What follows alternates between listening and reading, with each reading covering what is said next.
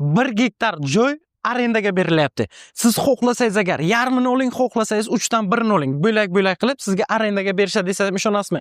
Lokatsiyasidan ham gap topolmaysiz. Umuman muammosi yo'q. Barcha tadbirkor, biznesmen akalarimizga jo'natib qo'ying. Futur Chermet bozorini shunagina yon tomonida 1 gektar joyimiz qurilmagan, sizni biznesingizga qarab, tabingizga qarab qurib berishar ekan. Xohlang prosta yerini o'zingiz olib ishlatishingiz ham mumkin. Kimga qanaqa qulay? Barcha tadbirkorlik turlari uchun to'g'ri keladi. Lokatsiyamiz yana bir bor kengroq qilib ko'rsamiz.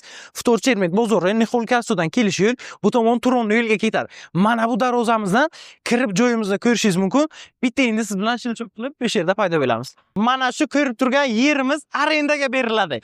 1 gektar joy siz xohlaganingizdek qurib berishadi, xohlang katta sklad qilib berishadi. Yana biznes turingizga qarab, yerimizni chegarasi mabyoqdan devordan boshlanadi. To'g'ri o'sha devorni ko'rayotgan bo'lsangizlar, o'sha devorgacha. Mana bu yoqda asosiy juda katta furalar, gazellar sig'adigan darvozamiz ham bor. Kirib kelish xodi juda yaxshi.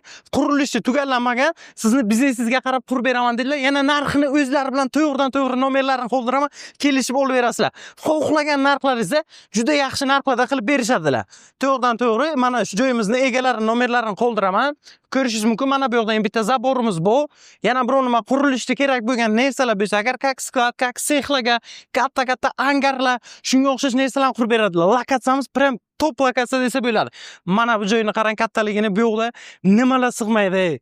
Xohlagan zavodlaringizni, xohlanglar ishlab chiqarishlaringiz bo'lsa ham, shaharni qoq markazdan yaxshi lokatsiyadan bunaqa joyni topishni o'zi bo'lmaydi. Siz uchun arendaga pastda egalarining nomerlarini qoldiraman. Xohlagan turdagi biznesingizga qarab qurib remontlarini qilib topshiraman dedilar. Shunga qarab narxini kelishib olasiz. O'ylaymanki, juda yaxshi taklif bo'ldi. Pastdagi nomerga tez aloqaga chiqing.